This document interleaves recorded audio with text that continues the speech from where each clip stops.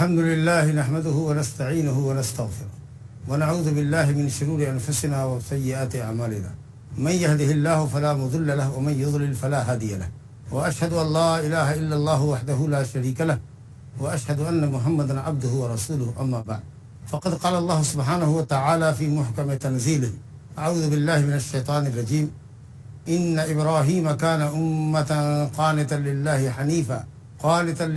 حنيفا ولم يكن من المشركين وقال سبحانه وتعالى في موضع آخر والذين هم بربهم لا يشركون. دینی بھائیوں، عزیزوں اور دوستوں، کتاب التوحید کا تیسرا باب جس کا عنوان ہے باب من حقق التوحید دخل الجنت بغیر حساب، آج ہمارے درس کا موضوع ہے جس نے توحید کو پختہ کیا، جس کی توحید پختہ ہوئی وہ جنت میں بلا حساب داخل ہوگا. بلا حساب کا تو بلا عذاب، یعنی پل بھر کے لیے وہ جہنم میں نہیں آئے گا، مگر اس کے لیے شرط یہ ہے کہ وہ اپنی توحید کو پختہ کرے. پختگی کا کیا مطلب؟ پختگی کا مطلب یہ ہے کہ توحید کو سمجھے، توحید کی حقیقت پر مطلع ہو اور علماً و عملاً توحید کے تقاضوں کو پورا کرے. دوسرے لفظوں میں یہ کہیے کہ اپنی توحید کو شرک، بدعت اور معصیت کی آمیزشوں سے پاک رکھے. تو جس کی زندگی میں توحید ہی توحید ہو، شرک کی کوئی قسم نہ ہو، بدعت سے پاک ہو، حرام تو حرام مکروہات سے بھی بچے، تو الحمدللہ وہ جنت میں بلا حساب و کتاب کے داخل ہوگا، بلا عذاب داخل ہوگا. زبردست فضیلت ہے توحید کی. اللہ تعالی ہم سب کو توحید محقق کرنے کی، پختہ کرنے کی توفیق عطا فرمائے. الامام المصنف المجدد شیخ الاسلام محمد بن عبد الوہاب بن سلیمان التمیمی رحمۃ اللہ علیہ نے دو آیتیں ذکر کی. باب سے ریلیٹڈ پہلی آیت سورہ نحل کی آیت نمبر 120 ہے اور دوسری آیت سورہ مومنین کی 59ویں آیت ہے 59. اللہ سبحانہ وتعالیٰ فرماتا ہے ان ابراہیم کان امۃ قانتا للہ حنیفا ولم یک من المشرکین. حضرت ابراہیم علیہ الصلوۃ والسلام کی اللہ تعالیٰ نے نہایت اہم خصوصیات اس آیت میں ذکر کی، اہم صفات ذکر کی ہے جو اعلیٰ درجے کی تحقیق توحید ہے. ان صفات کا حامل انسان گویا توحید کو انتہائی درجے پر محقق اور پختہ کرنے والا انسان. یہ حضرت ابراہیم علیہ السلام کی خوبیاں اللہ نے بیان کر کے، ان کی صفتوں کو بیان کر کے ہمیں یہ تعلیم دی ہے کہ توحید کے معاملے میں ہم حضرت ابراہیم کی پیروی کریں اور جن صفات سے وہ متصف تھے وہ صفات اپنے اندر پیدا کریں، جن کے نتیجے میں حضرت ابراہیم علیہ السلام کو اللہ تعالیٰ نے دنیای انسانیت کا امام بنایا اور ان کے بعد نبوت کو اللہ رب العالمین نے انہی کے خاندان میں، انہی کی اولاد میں ہمیشہ کے لیے رکھا. یہاں تک کہ آخری نبی محمد صلی اللہ علیہ وسلم بھی تشریف لائے تو وہ حضرت ابراہیم کے بڑے بیٹے حضرت اسماعیل ذبیح اللہ علیہ وعلیٰ نبینا افضل الصلاۃ والسلام کی اولاد میں سے تھے. تو یہ مقام جو حضرت ابراہیم خلیل اللہ علیہ الصلوۃ والسلام کو ملا، یہ توحید کو پختہ کرنے کے سبب.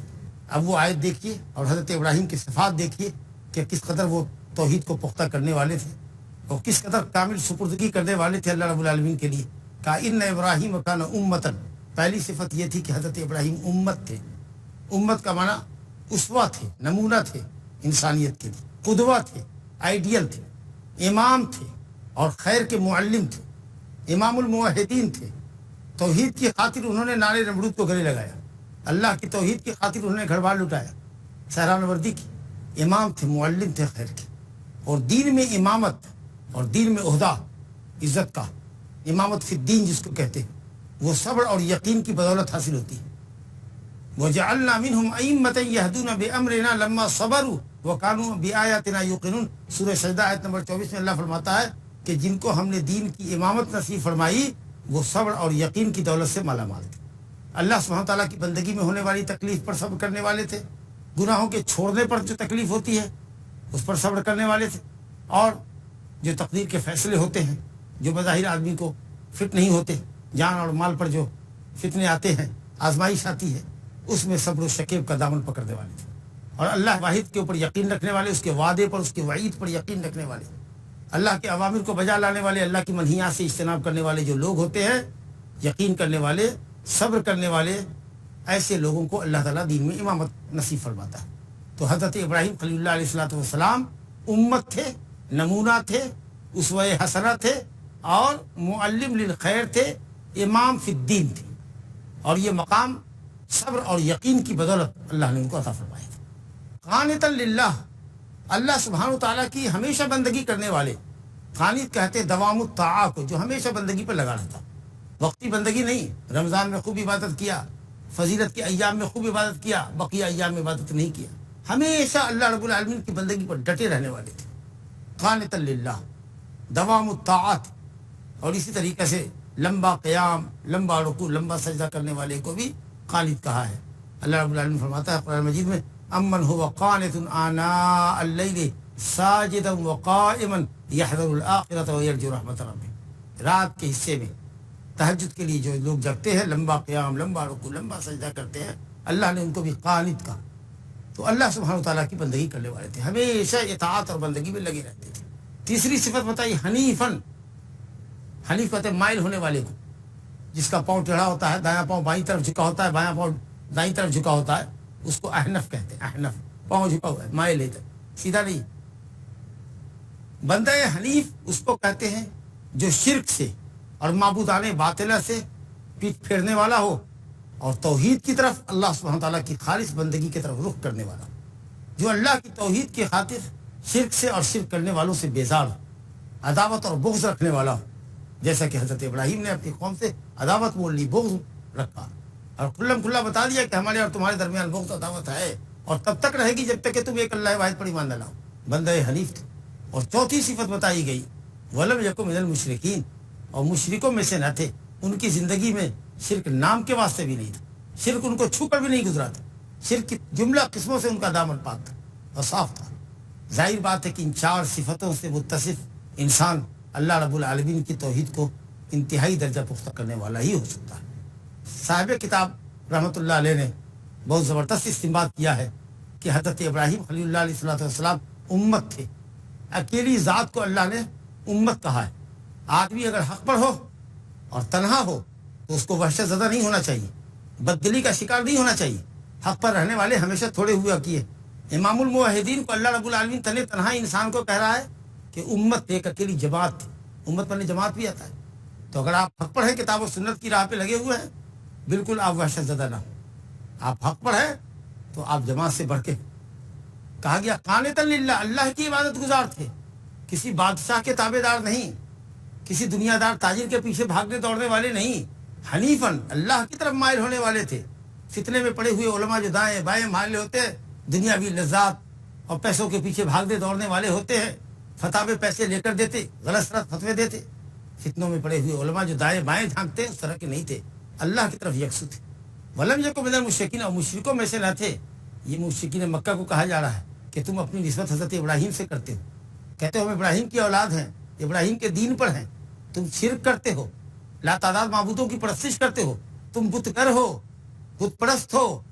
وہ تو بت شکن تھے، بت توڑنے والے تھے، تمہاری نسبت کیسے ہو سکتی ہے ابراہیم خلیل اللہ علیہ السلام کے ساتھ؟ وہ تو مشرک نہیں تھے، تم تو مشرک ہو۔ انتہائی درجے کی تحقیق ہے توحید کی پختگی۔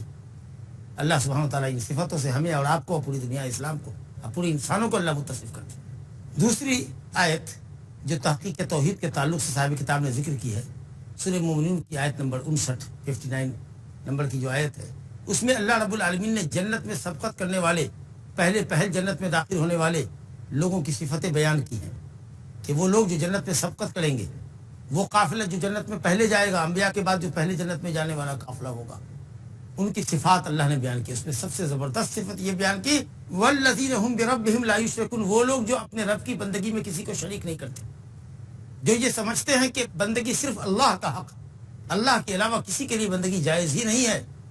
جیسا کہ اللہ رب العالمین سورہ حج آیت نمبر 62 میں فرماتا ہے ذالک بان اللہ هو الحق وان ما يدعون من دونه هو الباطل وان اللہ هو العلی الکبیر۔ اللہ کے علاوہ جس کو بھی لوگ پکارتے ہیں وہ باطل ہے، جس کو بھی پکارتے ہیں وہ باطل ہے۔ الہ حق، معبود برحق صرف اللہ ہے۔ ذالک بان اللہ هو الحق، اللہ ہی حق ہے، وان ما يدعون من دونه هو الباطل وان اللہ هو العلی الکبیر۔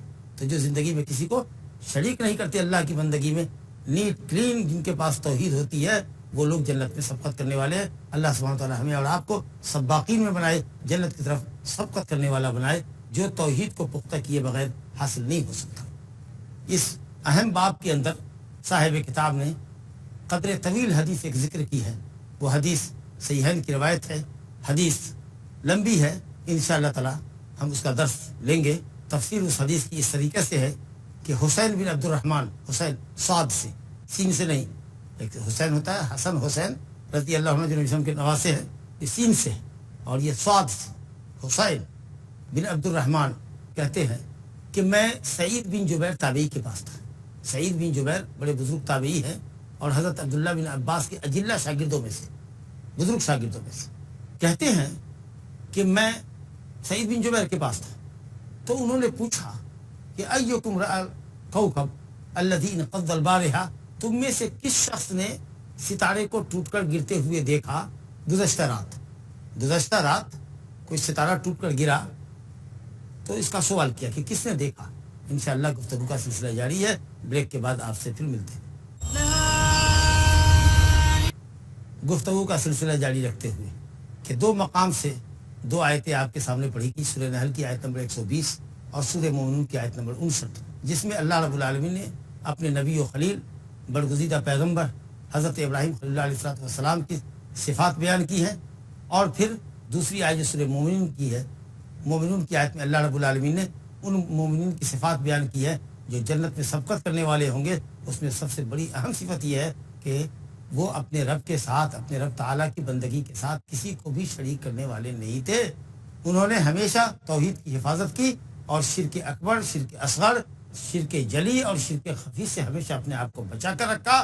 تو ایسے لوگ اور ان کے علاوہ پھر نمازوں کی پابندی کرنے والے، عبادت کو انجام دینے والے اور سچے صداقت کا ساتھ دینے والے اور تمام خوبیوں کے بیان کرنے کے بعد اور پھر نیکیوں پر اترانے والے نہیں۔ والذین یؤتون ما آتوا وقلوبهم وجلۃ انہم الی ربہم راجعون، نیکیاں کرتے ہیں، نماز روزے حج زکوٰۃ کرتے ہیں، پھر بھی دل ڈرا رہتا ہے کہ معلوم نہیں ہماری نیکی اللہ کے پاس قبول ہوئی کہ نہیں ہوئی، نیکیوں پر اتراتے نہیں۔ یہ تمام خوبیاں ہیں ان کے اندر، لیکن سب سے بڑی اور اہم خوبی یہ ہے کہ انہوں نے زندگی میں اللہ کے ساتھ کسی کو شریک نہیں ٹھہرایا، ہمیشہ بندگی کا مستحق، چھوٹی بندگی، بڑی بندگی، قولی بندگی، فعلی بندگی، بدنی عبادت، مالی عبادت، ظاہری عبادت، باطنی عبادت، لسانی عبادت، تمام طرح کی عبادتوں کا اکیلا مستحق جنہوں نے اللہ کو سمجھا، یقیناً وہی لوگ سباقین الی الجنہ ہوں گے، جنت کی طرف سبقت کرنے والے ہوں گے۔ اللہ سبحانہ وتعالی ہمیں اور آپ کو سباقین میں بنائے، جنت کی طرف سبقت کرنے والا بنائے، جو توحید کو پختہ کیے بغیر حاصل نہیں ہو سکتا۔ اس اہم باب کے اندر صاحب کتاب نے قدر طویل حدیث ایک ذکر کی ہے، وہ حدیث صحیحین کی روایت ہے، انشاءاللہ تعالی ہم اس کا درس لیں گے۔ وہ تفسیر اس حدیث کی اس طریقے سے ہے کہ حسین بن عبد الرحمن، حسین صاد سے، سین سے نہیں، ایک حسین ہوتا ہے حسن حسین رضی اللہ عنہ جو نبی وسلم کے نواسے ہیں، یہ سین سے، اور یہ صاد سے، حسین بن عبد الرحمن کہتے ہیں کہ میں سعید بن جبیر تابعی کے پاس تھا۔ سعید بن جبیر بڑے بزرگ تابعی ہیں اور حضرت عبداللہ بن عباس کے اجلہ شاگردوں میں سے، بزرگ شاگردوں میں سے۔ کہتے ہیں کہ میں سعید بن جبیر کے پاس تھا تو انہوں نے پوچھا کہ ایکم رأى الکوکب الذی انقض البارحہ، تم میں سے کس شخص نے ستارے کو ٹوٹ کر گرتے ہوئے دیکھا گزشتہ رات؟ گزشتہ رات کوئی ستارہ ٹوٹ کر گرا، تو اس کا سوال کیا کہ کس نے دیکھا۔ لفظ بارحہ استعمال کیا گیا ہے زوال سے پہلے۔ زوال سے پہلے مثال کے طور پر اگر 12 بجے زوال ہوتا ہے دن میں، تو زوال سے پہلے جو لاسٹ نائٹ گزری ہے ہماری، اس کو لیلہ کہتے ہیں عربی میں، اور زوال کے بعد اگر بولے تو جو ابھی رات گزری ہے اس کو بارحہ کہتے ہیں۔ عربی زبان کی جامعیت دیکھیے کہ ایک ہی رات ہے جو ابھی رات گزری ہے، اگر زوال سے پہلے بولے تو لیلہ کا لفظ بولتے ہیں، رأیت اللیلہ، میں نے رات دیکھا، لیکن ابھی جو رات گزری ہے فوراً اگر زوال کے بعد بولے تو بارحہ بولتے ہیں۔ اس کا مطلب ہے کہ یہ گفتگو زوال کے بعد ہو رہی تھی، ہو سکتا ہے کہ ظہر کی نماز کے بعد مجلس لگی ہو اور اس میں یہ گفتگو چلی ہو۔ تو کہا کہ تم میں کس نے دیکھا ستارے کو ٹوٹ کر دیکھتے ہوئے؟ تو حسین بن عبد الرحمن نے کہا کہ میں نے، اور ساتھ ساتھ یہ بھی کہا اما انی لم اکن فی صلاۃ، آگاہ رہیے میں نماز میں نہیں تھا۔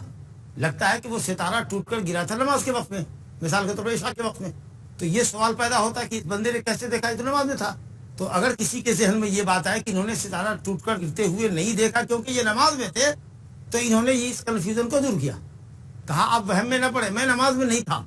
سلف صالحین کتنے مخلص ہوتے تھے، ریا نام اور نمود سے کتنے دور ہوتے تھے، آپ اس کا اندازہ کیجیے۔ بہت سارے لوگ آپ کو مل جائے گے کرتے کچھ نہیں، لیکن میں نے یہ کیا، میں نے یہ کیا، میں نے یہ کیا، جاہل کو دھوکہ دینے کے لیے بہت بڑی بڑی تسبیح کے دانے گردن میں لٹکائے ہوئے ہیں، ہاتھ میں لٹکائے ہوئے ہیں، 1 گز کا 2 گز کا تسبیح لٹکائے ہوئے ہیں، عوام کو یہ باور کر رہے ہیں کہ وہ اللہ کے ولی ہیں۔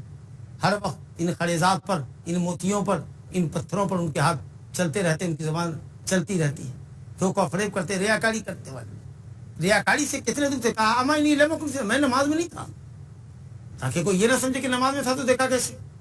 اور پھر یہ سوال اگر ہوتا کہ آخر نماز میں کیوں نہیں تھے، تو اس کا جواب بھی دے دیا. کہا ولاکنی لدغت، بغیر پوچھے ہوئے جواب دے رہے، ولاکنی لدغت، میں ڈسا گیا تھا، یعنی سانپ بچھو میں سے یا کسی اس طرح کی کسی چیز نے مجھ کو ڈس لیا تھا، بچھو نے مجھ کو ڈنک مار لیا تھا، تو میں درد سے پریشان تھا، اسے نماز میں نہیں جا سکا، تو میں نے ستارے کو ٹوٹ کر گرتے ہوئے دیکھا. خیر بات آئی گئی ہوئی ہے. پوچھا اچھا تو تم کو جب سانپ نے یا بچھو نے ڈسا تو تم نے کیا کیا؟ سعید بن جبیر اپنے شاگرد سے حسین بن عبد الرحمن سے پوچھ رہے ہیں تو تم نے کیا کیا؟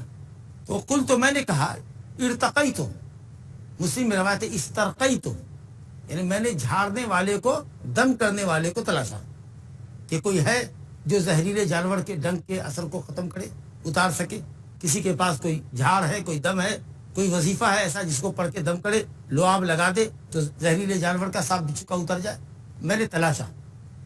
تو اچھا جھروایا آپ نے، لیکن ما حملک علی ذالک، کس چیز نے ایسا کرنے پر ابھارا آپ کو؟ کس دلیل کی روشنی میں آپ نے جھاڑنے والے کو بلایا، طلب کیا؟ معلوم ہوا کہ بغیر دلیل کے کوئی عمل نہیں کرنا چاہیے، بغیر معلومات کے. اللہ ہو، یہاں جمع غائب ہے، کتنے لوگ عمل کرتے ہیں، پوچھو دلیل کیا؟ کہ دلیل نہیں ہے، تقلیدی طور پر کر رہے ہیں، دیکھا دیکھی کر رہے ہیں. انہوں نے کہا کہ ایک حدیث ہے ہمارے پاس جو شعبی نے ہم سے ذکر کی ہے. علامہ شعبی بزرگ تابعی ہے، ثقہ تابعی ہے، عامر بن شراحیل، غالباً 103 میں ان کا انتقال ہوا ہے. کہا عامر بن شراحیل سے روایت ہے، انہوں نے بریدہ ابن الحصیب سے روایت کی ہے، صحابی جلیل، ان سے روایت کی ہے. اللہ اکبر. نبی صلی اللہ علیہ وسلم نے فرمایا لا رقیۃ الا من عین او ہمۃ، رقیہ نہیں ہے مگر نظر بد سے اور زہریلے جانور کے ڈنک مارنے سے. کیا سر کے درد کے لیے رقیہ نہیں ہے؟ پیٹ کے درد کے لیے رقیہ نہیں ہے؟ ماشاء اللہ قرآن مجید کو اللہ تعالیٰ نے ذریعہ شفا بنا کر اتارا ہے. وَنُنَزِّلُ مِنَ الْقُرْآنِ مَا هُوَ شِفَاءٌ وَرَحْمَةٌ لِلْمُؤْمِنِينَ، مومنوں کے لیے اللہ تعالیٰ نے قرآن کو شفا اور رحمت بنا کر اتارا ہے. تو کہیں بھی درد ہو، پریشانی ہو جسم کے اندر، اللہ کے اذن سے آیات اور دعائے معصورہ فائدہ پہنچاتی ہے. تو پھر اس جملے کا کیا مطلب ہوگا؟ لا رقیۃ الا من عین اور ہمۃ، کہ نہیں ہے رقیہ مگر نظر بد سے اور مگر زہریلے جانور کے ڈنک مارنے سے. کیا مطلب ہوا اس حدیث کا کہنے کا؟ مفہوم یہ ہوا کہ جھاڑ الحمدللہ اللہ کی اجازت سے دیگر بیماریوں کے لیے بھی تریاق اور فائدہ مند ہوتی ہے، لیکن نظر بد کے متاثر انسان کو اور زہریلے جانور کے ڈسے ہوئے انسان کو جھاڑ زیادہ فائدہ پہنچاتی ہے، اس کی شفا کا یہ بہترین ذریعہ ہوتا ہے. یعنی لا رقیت اولا و اشفا، زیادہ مناسب اور زیادہ ذریعہ یہ شفا جھاڑ اور دم کرنا ان بیماریوں کے لیے اور بیماریوں کے مقابلے میں.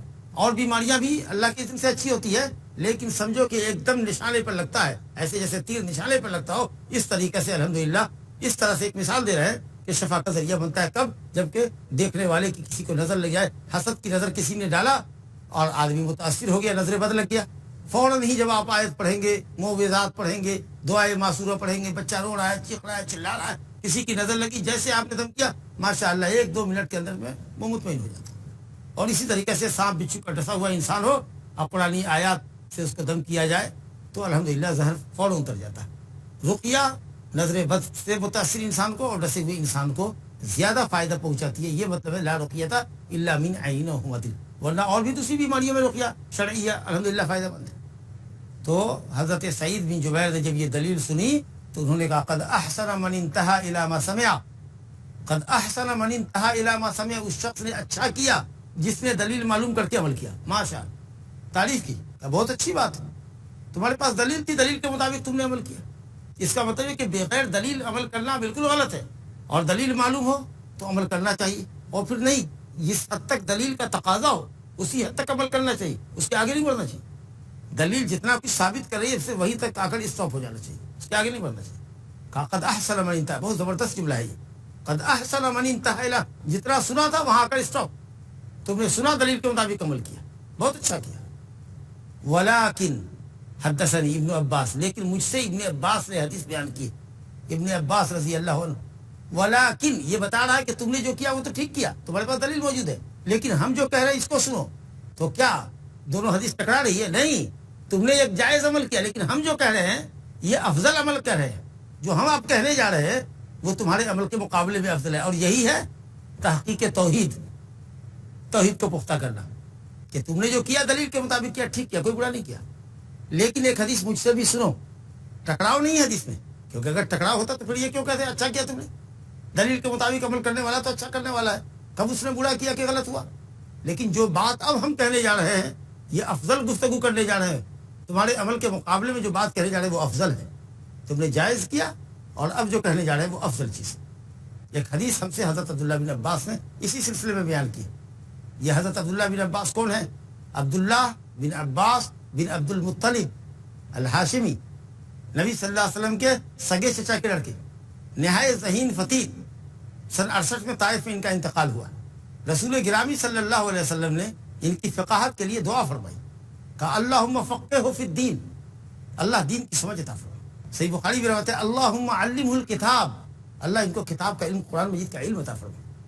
اب مسند احمد میں روایت ہے اللہم فقہہ فی الدین وعلمہ التأویل، اس جملے کے ساتھ مسند احمد میں روایت ہے۔ بہت سے لوگ کہتے ہیں صحیح میں، نہیں، صحیح میں اللہم علمہ الکتاب یا اللہم فقہہ فی الدین، یہ دو لفظ ہیں، اللہم فقہہ فی الدین وعلمہ التأویل، تفسیر کا علم دے اور دین کی فقہ، ان دونوں لفظوں کو ایک ساتھ مسند احمد کی روایت میں بیان کیا گیا۔ بڑے زبردست فقیہ تھے، اتنے زبردست فقیہ تھے کہ حضرت عمر بن خطاب جیسے علماء صحابہ میں حضرت عمر بن خطاب کا اونچا مقام ہے، انہوں نے حضرت عبداللہ بن عباس کے علم کو جوانی میں جب دیکھا تو کہا کہ اگر ابن عباس ہم لوگوں کی عمر کو پہنچ جائے تو ہم میں کا کوئی بھی آدمی اس کے علم کا 10واں حصہ بھی نہیں رکھے گا، اس کے علم کے مقابلے میں ہماری پوزیشن 10ویں حصے پر بھی نہیں ہوگی۔ سوچئے یہ کون کرے؟ حضرت عمر بن خطاب رضی اللہ عنہ کرے۔ سلسلہ کلام انشاءاللہ تعالی جاری ہے، اگلی مجلس میں ہم اس درس کو مکمل کریں گے۔ وصلی اللہ وسلم وبارک علی نبینا محمد وآلہ وصحبہ وسلم۔ اللہ اللہ یا ربی یا اللہ، اللہ یا ربی یا اللہ۔